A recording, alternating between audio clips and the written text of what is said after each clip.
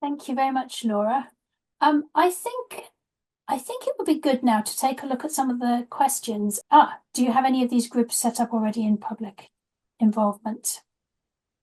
Becky, do you want to talk about the any more about the group that we have in the cancer program? Yeah, I can do. Yeah. So I sort of mentioned the user we sort of could call them user reference groups, or we call them sort of patient advisory groups. So there's a cohort of about ten participants. I think probably there's maybe a core group of about five or six who would routinely be involved in our discussions and sort of feedback to us. Um, yeah, this group has sort of grown and it's changed membership over the course of the program. With the question about whether they have to have lived like direct lived experience of cancer in the case of our research. So most of the participants have got some experience, either themselves or their family affected by cancer, and we really wanted to get the voice of people affected by different sorts of cancer, as our program really looks at a sort of diversity of different cancers. Um, I think increasingly, so I talked about the renewal of our program where we're focused on more now on obesity and the links of obesity with cancer. And in our renewal application, we now really want to try and recruit more people who have got lived experience of obesity. So more around the sort of lifestyle risk factors as well. So people that haven't yet developed cancer, but a different sort of group of the population, and ideally to get sort of diversity of voices involved in the discussions. So at the moment, because the group of people who have been affected by cancer, obviously that's very emotive topic, and they've had direct experience of going through treatment, and was really important. But I think a lot of the research we do is more on prevention, and so I think getting the voices of people who aren't currently directly affected by cancer, but are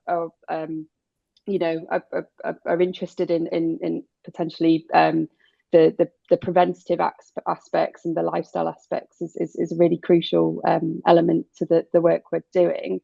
And I think similarly with the legacy cohorts, people that have a general interest in sort of health research and different exposures people have as they age over the life course would be I think really important viewpoints to get involved.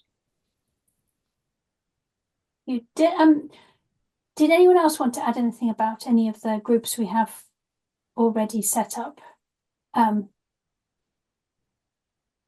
Gareth, are you working? Do you have anything you want to talk about people you're working with? Yeah, sure. So I can speak briefly about my project. So my project is actually recruited not from within the Ausbach population or within the children with nice population, which Tom briefly spoke about earlier. But I've recruited people from the Avon and Wiltshire Mental Health Partnership who have lived experience of certain conditions. So I imagine it's going to be what Jim touches on. So just in that last point. Yes, I think that's that, and that kind of experience is really valuable for studies. I think so. I think Jim will likely touch on it, but I think that quite often, so there are different ways in which one could be involved in PPI. You could be part of a large pool of people who had made it known that they were willing to get involved in studies in general, or you can be enrolled in a sort of advisory group or in a PPI session for a specific study. And I guess mine is more in that latter category of being around a specific study. So I look explicitly at people who have lived experience of suicidal ideation, be that personalized in their experience or personalized in someone that they have they live with or someone who they care for. And so in those senses, I've conducted quite a lot of PPI work with them around how best to say engage with those people, how to conduct research sensitively around certain topics. For disclosure, the reason I do research in that field is because I have lived experience of that, and that was something that it wasn't immediately transparent to me. Say that would be a thing that would be useful to discuss. So I went and took that to a PPI session to say, does this feel like this would be a thing that would distract? if you were in an interview or if you were in a session, would it be useful or would it not be useful to kind of bring up that kind of experience of myself as a researcher? And that was something that we was fed back on, that was actually found to be quite useful, and sort of humanize the research a little bit. And so I think it's those kind of concerns, but like I say, they're quite specific to a given study in that context. And as I say, I expect Jim will talk a little bit more later about the kind of opportunities if you put yourself forward as someone who might want to be involved in given studies, is that there will be studies which have research questions which will pertain to all sorts of given lived experience. It's just whether those studies are actively recruiting for involve. I call them involvees. People call them participants. PPI members who are going to be recruited at the time that you have designated that you'd be available to do it. So I think that was sort of a nothingy answer, but I think that it's I can only speak to my study really, where we were absolutely interested in the experiences of people who were not necessarily the person with the personal experience. Personal is the wrong word, but with the individual lived experience of suicidal ideation. It was sort of that effect of seeing how those people might interact with the world, or how we could design a study which was more inclusive for people who had that kind of experience, because often carers and people who are close to those who have the condition themselves are the people who are going to be most able to inform on stuff around accessibility or around study design. Thank you very much. Just to quickly, someone asked how many people are online. That's a very easy question that I can answer. That there's around 20 people online. We had other people who registered interest who are not actually available to come live, which is why we're recording it, and because we're going to be using this in other opportunities to tell more people about things in the future. We have a couple of we have a question. I'm not sure it's gone actually, but somebody asked a great question about diversity in EPI, which is, I'm not sure whether somebody answered it, but that's a really important question and something that is not actually an easy thing to address, but important. Laura, did you want to say something about that? Yeah, I can do. So from my perspective and the legacy cohort studies, I guess there's kind of two parts, or two main kind of things that we're thinking about when we're thinking about what kind of people we want to get involved in terms of members of the public. And I think there's those two elements. So one, we want a group of people who can effectively kind of, as I said, be the participant voice. Now we no longer have that direct link. And so somebody who can reflect on, what those participants might have thought about things. And that's where, I said, maybe some relatives or some people who lived in that area at the time. So at least they may have some shared perspectives. That's not to say that all people who come from South Wales, and lived at that time are going to have the same perspective, but at least to get, a broad enough point of view that we can feel, that those points of view are probably, roughly representative of the original participants. But then the second part is we also want to reflect today's society, which is, I think probably a lot more diverse than it was, kind of in the late 70s, early 80s, because essentially the research we're doing now is influencing the people in society now. And so we need to have those two for this legacy cohort work anyway. I think the ambition is to try and get those kind of two areas covered. So yes, we want to be thinking about the original participants and having some people who might be able to talk to their points of view, but also we want to think about, but this, we're doing research today in today's society, and it needs to be relevant to the now as well. And it needs to be thought about in the context of today's society. So I think, both of those things are important for us. And I think there was another one about, comparing legacy data with similar current data. Yeah, so that's a really interesting area, and we can definitely do that. So to think about, how exposures have changed over time and how the impact of those exposures have changed over time is something that's really interesting to us as epidemiologists. So for sure, comparing those studies to something like children of the 90s, a decade or two later, is definitely something that's interesting. Thank you. Tom, I wondered whether you had anything to say about, from your perspective of being on the panel. I know that that the diversity issue is something that Children of the 90s has been discussing quite a lot. Is this something that you discuss on the panel? Not necessarily specifically. Obviously the kind of cohort from Children of the 90s is kind of, I guess, is kind of set from that. There are the new participants of the study, I guess, are children of the kind of current 1991, 1992 cohort. But yeah, the engagement in the panel that we have is I guess the 15, 20 of us or so that partake in those discussions come from a broad background, different ages, different experiences, different expertise. So the kind of views, opinions, or how to put it, the discussions that are brought to the table are varied, and bring views that you wouldn't necessarily have considered yourself. So the diversity within the panel is really kind of important to driving that kind of high quality discussion, I suppose, and the kind of the points that come out of that ultimately, I suppose, make for a better study. I'm just going to add, actually, because I work quite closely with the group that Becky was talking about on the cancer program, and I know that we had a real desire to make sure we have ethnic diversity, and that she had brought some really useful perspectives in terms of the science.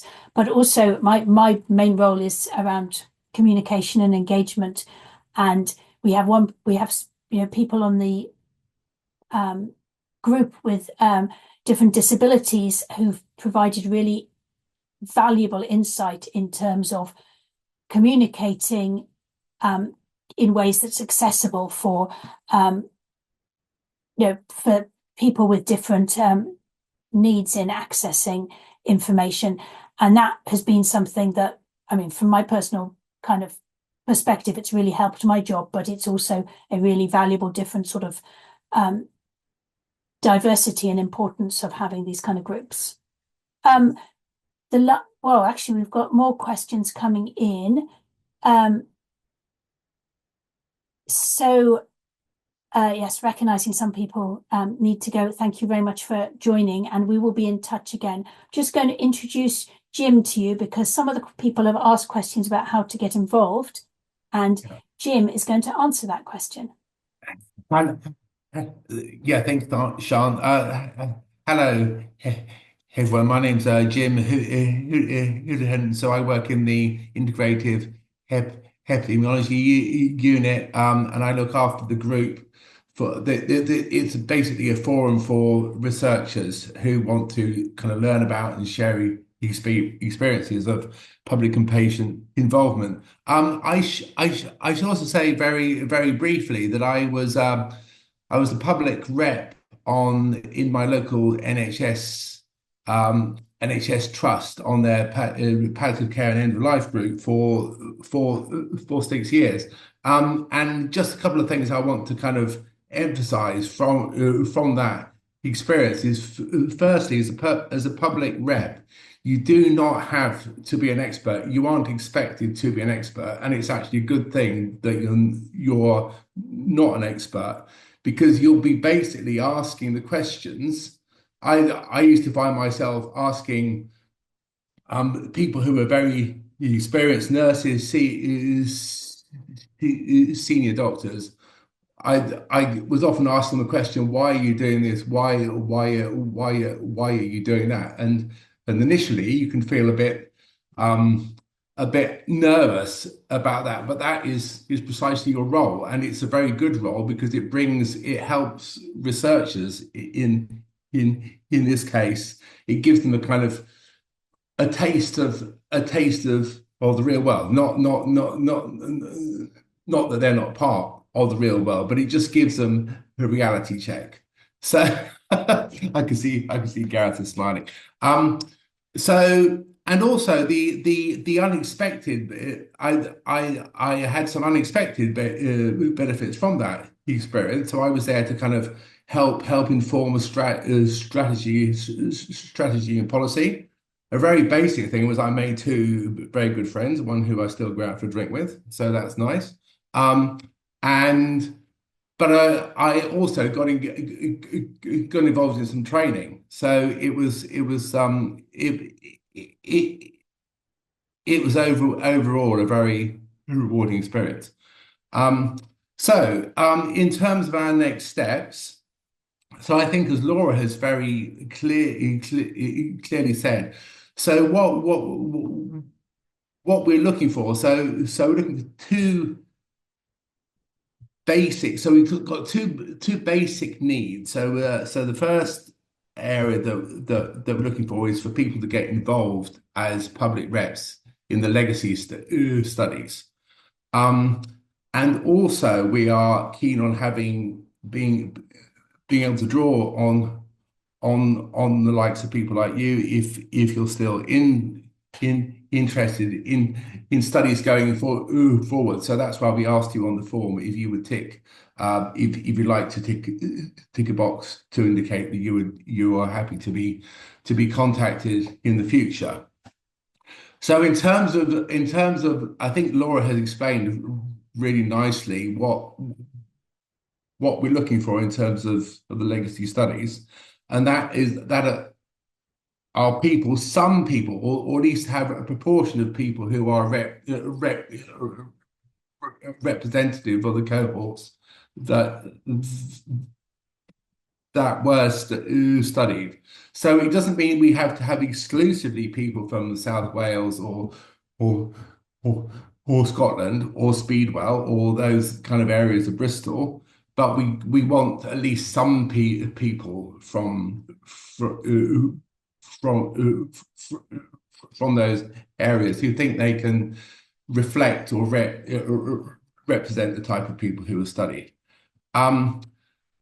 So what we will do is I will send out over the coming days I will send out a kind of expression of interest form. So just kind of describing the study, studies that, and we ask you if you would like to volunteer to be on the public and patient group, to just write to 250 so words, explaining a bit about yourself and why you're interested in what you think you can bring to the group, and then we'll sit down and look at that.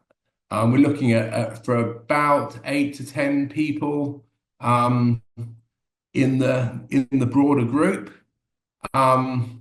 And I think somebody touched, sorry, I shouldn't say somebody's name, but it was in the questions. So somebody touched on the diversity point. So we'll be very alert to that as we try and populate people in that group. If you're not in that group, you'll still stay on main list, and we'll reach out to you as other opportunities arise.